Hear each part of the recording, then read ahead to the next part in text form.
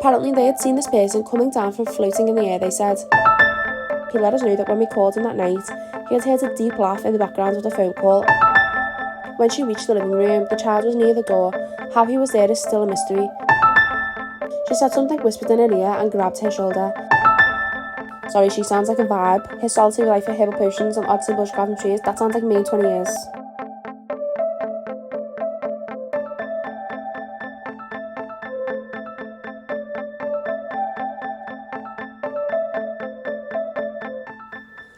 Hello and welcome to a new episode of Real Spooky Stories, the place where I tell your real spooky stories.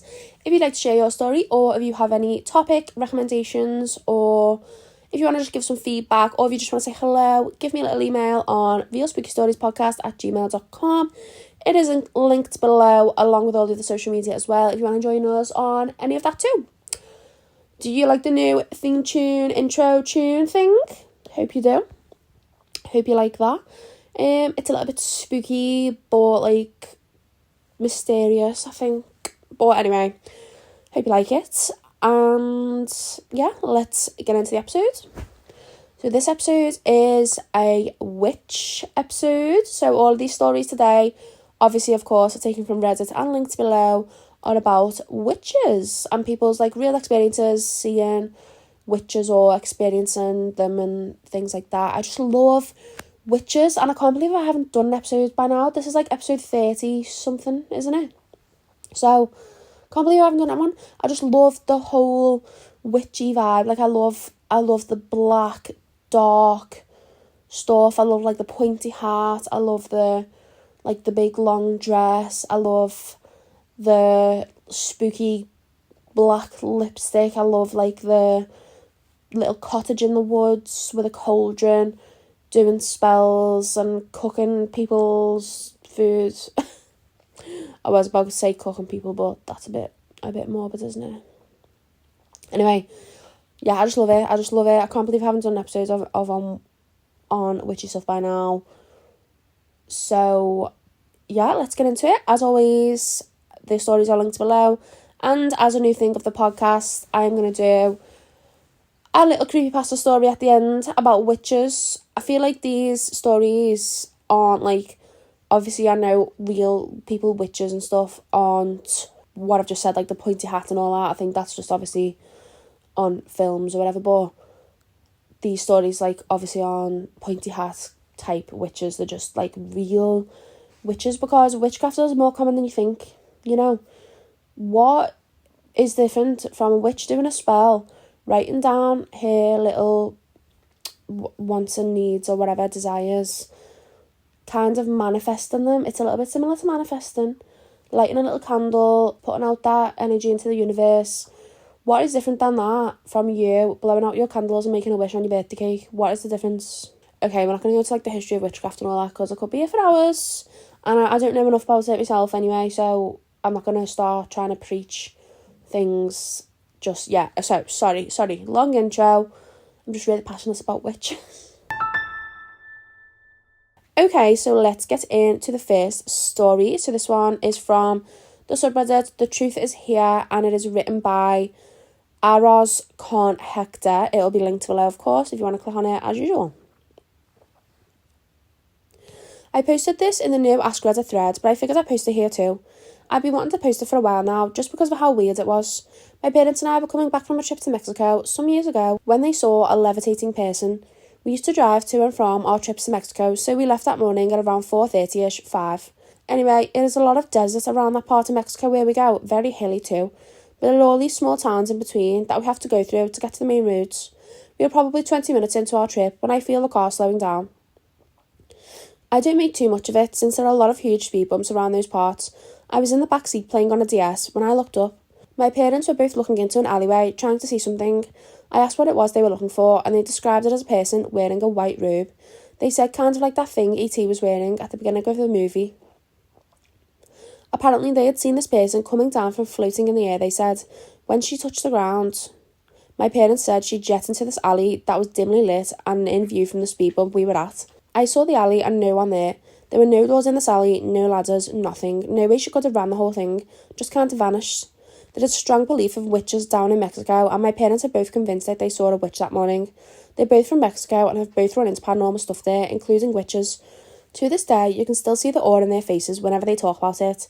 I don't know if any of you guys have any witch stories or experiences. I don't seem to find many. It's weird to me because I grew up with both sides of my family having a strong belief in them. To be fair, both sides are from Mexico, so I don't know if it's a cultural thing. That's the end of the story. There is a comment here that says, someone had posted a story here not too long ago about seeing a group of flying women over a forest. I believe it took place in Brazil or somewhere else in South America. Very interesting, though it is a bit of a shame that you didn't see it firsthand. They've actually linked that story, but I've clicked on it to read it to you, but it's like gone. You can only see the title, and it's only got the comments, it doesn't have the actual story, which is sad, but yeah.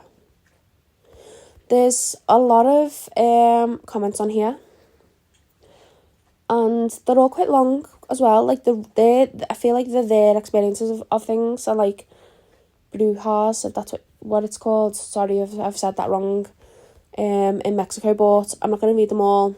There's just like a short one here. I lived in Michoacan. Sorry if I've said that wrong again. For 5 years, brujos, brujas, witches are real. And let me say that there are powers in this universe 99.9% of us will never understand or know. Not all brujeria is bad or negative. There are good and evil brujos. I believe you. Apparently there's documentaries and things about it. I've heard that they're really popular in Brazil as well. Wasn't that video of the kid floating or something in Brazil? I might be making that up. But I feel like that it is a lot of Brazil things when you hear about this. It's just spooky. I don't know if the ones I've heard of, like, in real life can fly though. I know, like, it didn't say she was on a broom, like, that's the classic witch, isn't it? But I didn't actually think they would fly. I know people do, like, curses and stuff. I don't think I've heard of actually people flying though, so that's interesting. Here is the next story, and it is taken from the subreddit Paranormal Encounters, and it is by the user Violet Strider. It is titled, Witnessed a Witch Near My House with Multiple People. I grew up in a rural part of Maryland, the kind of place where everyone knows everyone within 10 square miles, and it took 30 minutes to get to the nearest department store. Our house was positioned between a cornfield and a forest. The road leading to my house was about 6 miles long, and the only people who ever drove down it were the handful of people that lived back there, and the occasional archaeological van that would do digs in the plot next to our house when the farmers would turn the fields over. We had a few paranormal experiences in our house. I'll briefly mention a few of those before telling you the story behind the title of this post. One day I was in my room upstairs playing piano, and I heard a loud bang on the walls outside my room. My parents said something like, "What the hell was that?" And when I walked out the room to ask the same thing, my piano started playing the pre-installed demo songs completely unprompted. It freaked all of us out enough that we called my brother, who was in college at the time, to tell him about it. And years later, he let us know that when we called him that night, he had heard a deep laugh in the background of the phone call and was too afraid to tell us about it at the time. Another odd occurrence was when I was sitting in the sunroom and watched my brother walking through the front yard towards the door. I turned and looked in the living room to see my actual brother sitting on the couch, wearing a different shirt than the doppelganger that walked by the window. My parents would also hear me talking in the house pretty frequently when they knew I wasn't home. Anyways, in 8th grade, I had this witch experience that I haven't been able to shake, and I had other people with me.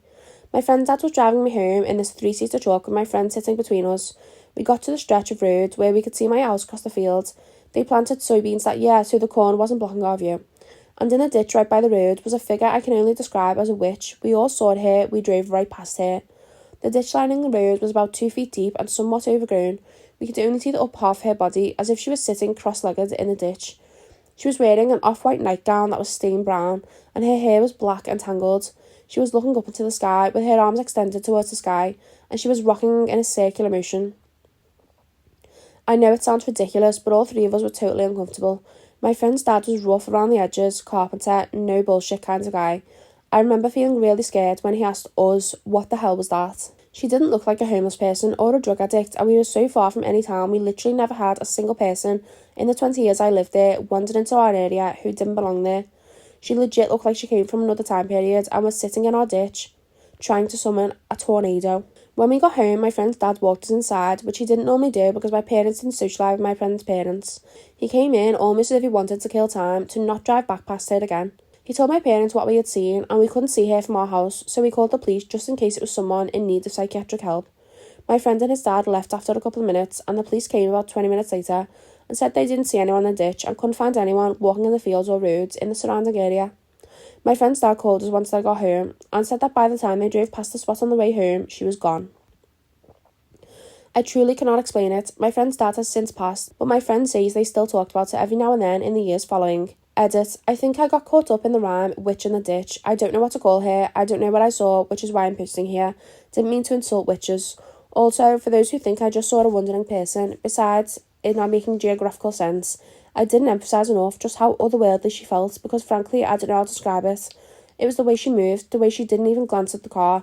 It was a feeling beyond ominous. She looked like she came from another plane.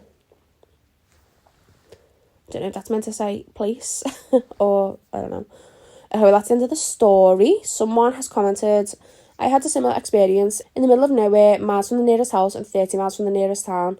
Fields on both sides of the road, nowhere to hide. It was me and a few friends in my car and some more friends in the car behind us. One of my friends screams as a man in a long black coat and black hat, long stringy hair, steps onto the road in our lane of travel and stares at us. I swerve and miss him, but I can't see him in the rearview mirror after we passed.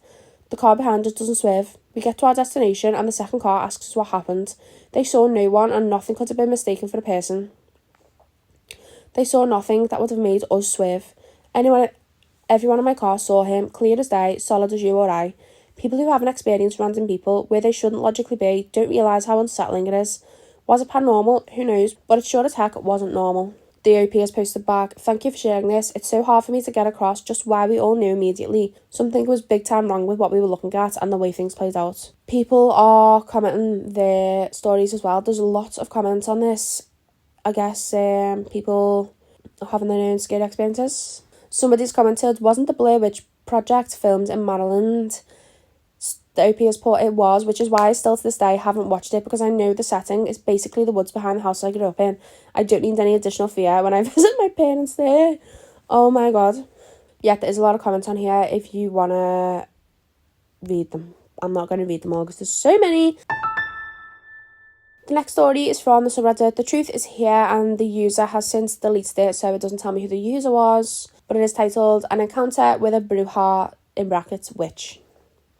Hello again. Now I come to bring you a story from my wife's family. They are from the state of Hidalgo, a state that is characterised by arid mountains and its unpredictable weather, but also for its folklore. And as throughout the country, some of this folklore, including paranormal aspect, it is said that one of the best known phenomena are the beings known as witches. It is said that on the day are normal in appearance, but can take several forms, including the huila, turkey, sorry if I said that wrong, or owls, cats, or even fireballs, plus it can be separated from their limbs and have a disproportionately long tongue, used to feed on the life energy of children, even newborns who are not baptised. The year was 1989 and my wife's cousin had 1.5-year-old, had just returned from the city of Mexico, and his uncles were very tired from the trip, so they immediately went to bed carrying the baby. Now his house was not very big, in fact, because of insufficient economic resources, did not have a roof, just a few sheets of asbestos which protected her from the rain and the cold. It was 3 a.m. and her aunt woke up by a peculiar noise. Sounded like raindrops on the asbestos sheet. Thinking it was going to rain, she tried to make sure that the baby was tucked in. However, the baby was not between her and her husband. Then she heard another sound, like a muffled crying, coming from the living room. She immediately got up like lightning, yelling at her husband that the son was not in the bed. Then many things happened at the same time. The child began to mourn his lungs. Her husband let out an inhumane cry, and the noise in the ceiling immediately stopped. When she reached the living room, the child was near the door. How he was there is still a mystery.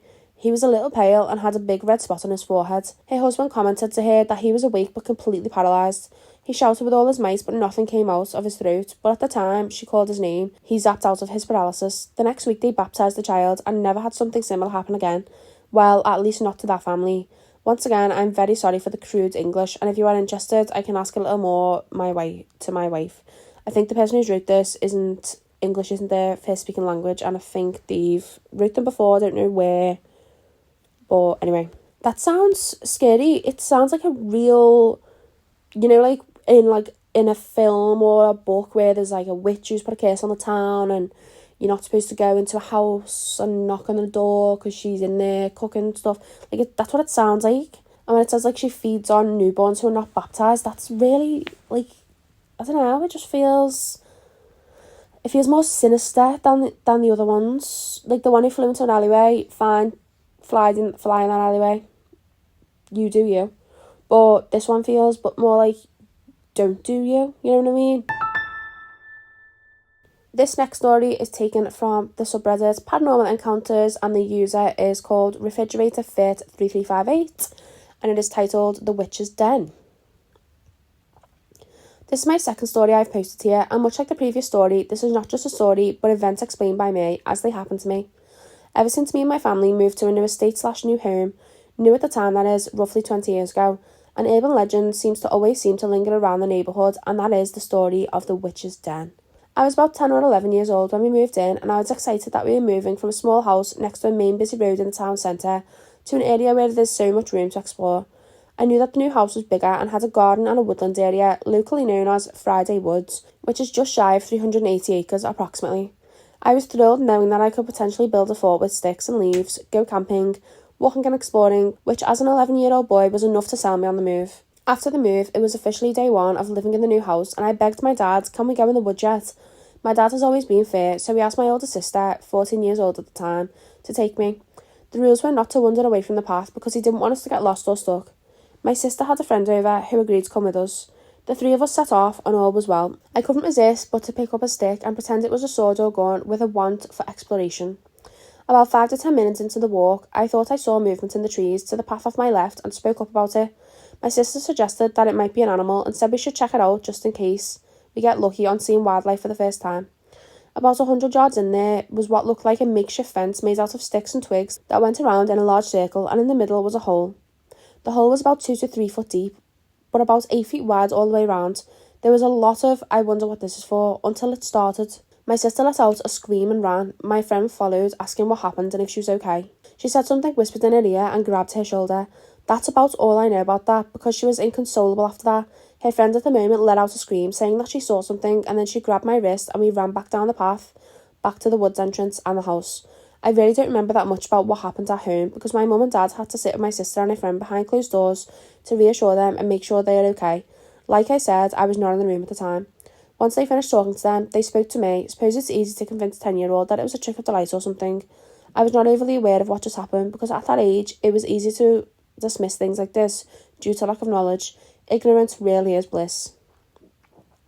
I still haven't found out more about what happened to my sister, because every time I bring it up, she tells me to drop it and ignore it, and if I press for more information, she gets apologetic and shouts me to drop it.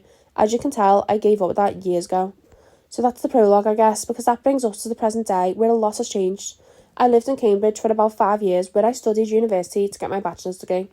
During my last year of university, COVID hit the UK and it hit it hard. We were locked down and many were on furlough while others just straight up lost their job. This means that for a new graduate, there is no work available. My dad agreed to let me come home for a bit while we let COVID blow over for the most part. This is where I am today. I'm job searching and waiting. A few weeks ago, I thought I'd better start exercising and begin running and going for a walk in the woods to help break up the day. There is never anyone around during the day, so I don't have to wear a mask. It was perfect.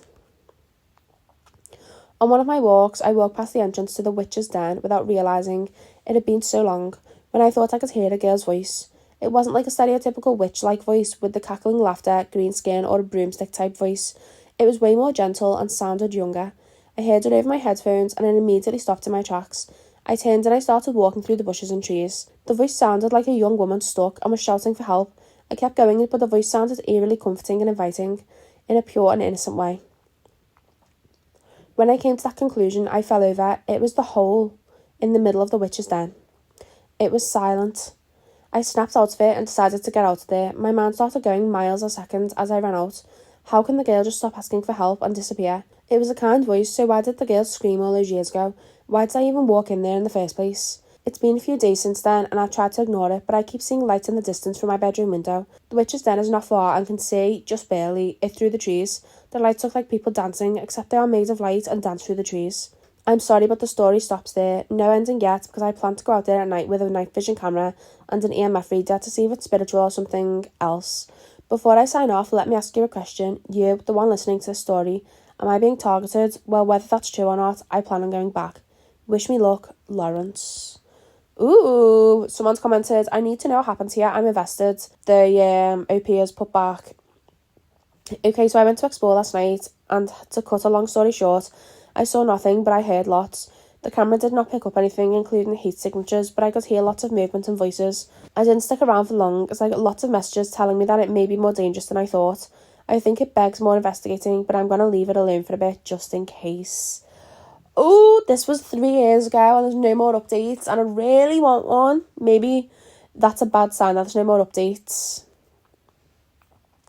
I'm up for going there though. Does anyone want to join me? Okay, let's go on to the last story. So this is taken from the subreddit True Scary Stories, and it is titled Witch in the Woods, but the user has since deleted it, so it doesn't tell me who the user was. This isn't really that scary, but maybe a little unsettling. I grew up in New York, about 2 hours north of NYC. It was a small town off a state highway. I lived in a small house on a pretty big plot. Behind it was a forest that went on for miles and miles. There was an opening to a trail that I could access from the land my house was on, but I had never done so. My grandma used to stay with us quite often. Around the same time every year, some sort of fungus or something similar would grow on our land. I don't know if it was mushrooms, but they looked like eggs, kind of like large reptile eggs. My grandma would tell us to stay away from the eggs because the witch put them there. She also told us to stay away from the trail because the witch lived there. I must have been about 5 to 6 at the time, and I remember not believing in the witch, but I did heed my grandmother's advice and stay away from both. One day, my sister and I were playing outside while my grandma was watching us. The eggs had grown by this time, and we were running around when my sister and I glanced at the entrance of the trail and froze.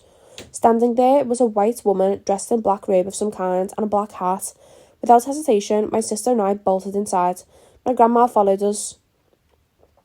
My sister does not remember this much now, and my grandma is too old to. However, I have an eidetic memory, and I have vivid memories from the ages of 3 to 4. It is possible that this memory is something I created in my head somehow, as that does occur. However, I know what my memories from preschool feel like. This happened a few years after, and it sure does feel like a memory. Let me know what you think. I've always believed that there are things in the woods we not understand, and we have reason to fear. I'm definitely a believer in skinwalkers. I'd be very interested in someone helping me figure out what was growing in my yard. Someone's commented, it sounds like it was possibly someone winding you up, or your grandma if she mentioned it to other people. I've never known an actual witch to dress in black with a black pointed hat, if you mean a pointed one. The pointed hat is representative of something like the broom is. They don't actually wear the hats, or it's some random weirdo hanging around the back of your garden, lol. The OP is poor. My grandma doesn't speak English. I think you might be onto something though. It seems very likely that it was some strange person doing their thing. She was watching us play from what I recall, and that was the weirdest part. We actually made eye contact. Also, I looked into the side of the plot on Google Earth. It was less of a garden and more of a small field, about 2/3 of an acre. But I was wrong about the woods. There was a second field after a couple 100 feet worth of trees that led to a 7-acre field, and then behind that was the forest that went on for miles and miles. I never ventured that way, and this whole time I was mistaken. Spooky one. I don't know what this woman was doing. Also, if there was like no other houses around, that is spooky that she was just standing there watching. But at the same time, she could have just been a passerby, and then she just stopped and she was looking at your house or something, not watching you play specifically. Okay, so that was all of the true, real spooky stories for this week, but we have still got our CreepyPasta story. As I've said before, this one isn't real, it's just like a story written by somebody, but I just like them, they just give a different vibe, and I'm going to just include one at the end of every episode relating to the episode. Obviously, I'm going to do a witch one today. So this is taken from the subreddit CreepyPasta, and the user is called RestAvailable7111, and the story is titled The Witch of Black Hollow, a True Account. In the remote forests of New England, far from the comfort of paved roads and towns, there is a place that no local will dare to speak of, known to a few as Black Hollow. It's a stretch of dense woodland where even animals seem to avoid venturing. Over the years, rumours have circulated about strange happenings, children disappearing without a trace, eerie lights flickering between the trees, and unsettling sounds that echo in the dead of night. Though dismissed by most as folklore, historical records tell a different story, one that many have tried to bury. The origins of the legend date back to the 1600s, during the height of the witch trials. A woman by the name of Agnes Colburn lived deep in the woods, on the outskirts of a Puritan village. She was an outsider, a healer, and to many a woman of unholy knowledge.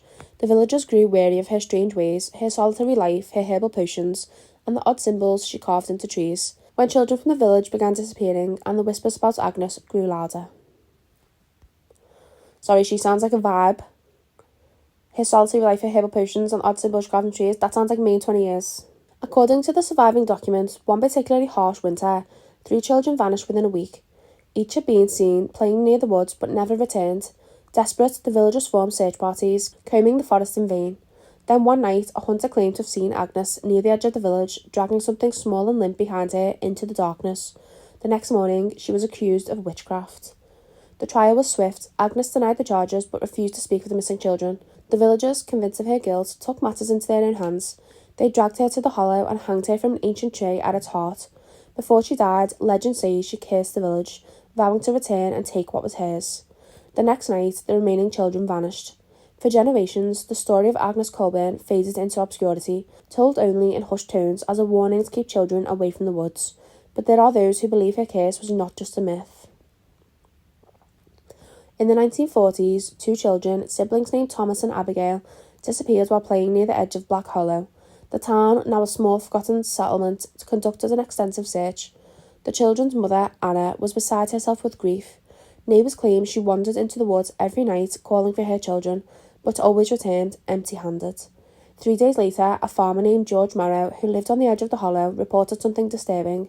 He had heard soft laughter coming from the woods late at night, and when he went to investigate, he found small footprints in the mud, leading deeper into the forest. Morrow, terrified, told authorities, but his warnings went unheeded. A week after the disappearance, Anna was found dead, hanging from the same ancient tree where Agnes Colburn had been executed.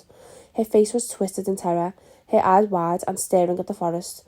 There were no signs of the children, but her home was found in disarray, as if she'd been frantically searching for something in her final hours. What terrified investigators the most was a series of symbols, identical to the ones Agnes had carved centuries before, scratched into the walls of her children's room. In the years that followed, Black Hollow's reputation grew darker. No new families moved to the area, and those who remained kept their children close, especially after dark. Yet the disappearances continued. Every few decades, a child would vanish, always without a trace, and the few who claimed to have seen something would speak of a pale figure standing just at the edge of the woods, watching. In 1986, local historian Margaret Weaver, driven by an obsession with uncovering the truth behind the legend, began researching the history of Black Hollow. She combed through ancient trial records, personal letters, and town archives, trying to piece together the strange events surrounding the Colburn case and the subsequent disappearances. Weaver's final report, published in a small regional journal, detailed a chilling pattern. Each time a child went missing, the surrounded woods would grow unnaturally still, and the air would carry a strange, sweet smell like rotting fruit. More disturbingly, she noted that many of the families whose children disappeared had ancestral ties to the original villagers who had condemned Agnes. Weaver's research ended abruptly when she, too, vanished while visiting Black Hollow late one autumn evening. Her car was found at the forest's edge, key still in the ignition and her notes scattered on the ground. The only clue was a single footprint in the mud, much too small to be hers, leading into the hollow. To this day, Black Hollow remains a place of fear. Locals, when pressed, admit that no child has ever been found once they disappear, though some claim to have heard distant laughter or seen fleeting shadows in the forest. They speak of a woman, pale and thin, her eyes gleaming with something otherworldly, standing amongst the trees at dusk. She is always watching, waiting. The authorities, of course, deny these reports, but those who have lived near the hollow their entire lives know the truth. The Witch of Black Hollow still walks those woods, her hunger never sated, and her curse still claiming the descendants of those who wronged her. And if you listen carefully on certain nights, you can hear her calling for her children, forever lost in the darkness of the hollow. Ooh, I love that. I just love these stories. It's just a good vibe. They're just such a good vibe, aren't they? Reading this story as well has given me ideas for new episodes, by the way.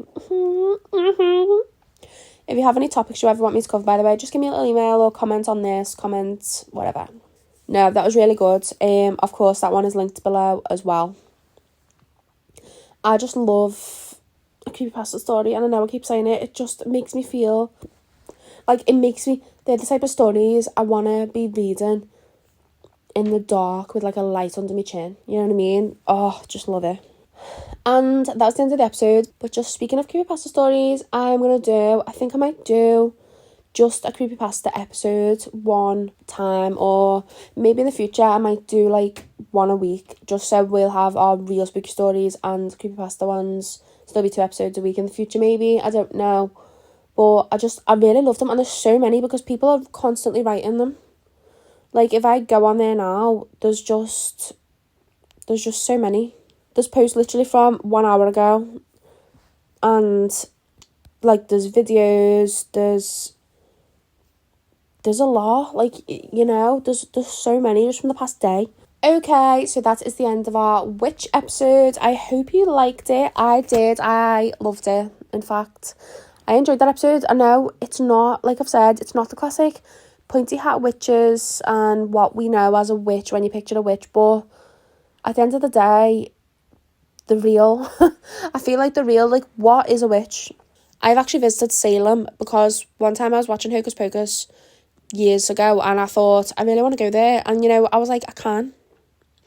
You know, I can. So I think the next year I went there for Halloween, and there was so much witch stuff. Obviously, it was a sad thing what happened at the Salem witch trials, but I feel like it's, obviously a lot of people were wrongly accused of being witches at the time, but now, if you go there now, there's a lot of real witches there, and when you say witches, the people, they kind of laugh, and it's like, what are you laughing at? Like, what's a witch to you?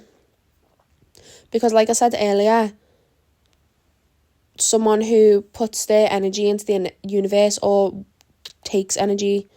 uses energy from the universe to, I don't know really how to explain it. It's not that mad when you think about it. It's just the same as manifesting, kind of. I believe it's quite similar. So, and I actually said to a friend when I was going to Salem, and I said, you know, the witch place, and they actually laughed. They laughed at me and said that. So, don't laugh at people, you know.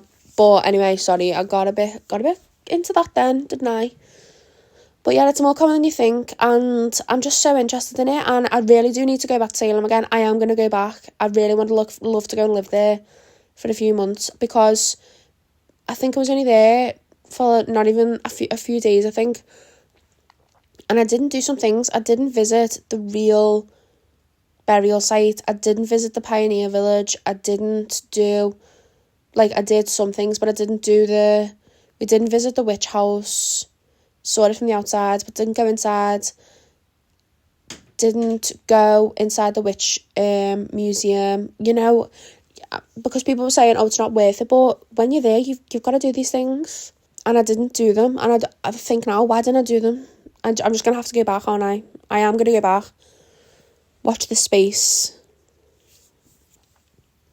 But yeah, sorry, I went off again on a little tangent there, didn't I? But that's the end of the episode. Thank you so much for listening. If you enjoyed, please give a little like, comment, subscribe if you watch on YouTube, follow if you're listening on Spotify or any of the other audio streaming platforms. Please, it does help with the old algorithm if you just interact in any way. Even if you just like it or just comment a thumbs up. Comment a little witch emoji, how about that? But thank you so much for listening, and I will see you next week for a new episode on Sunday at 12 p.m. Goodbye.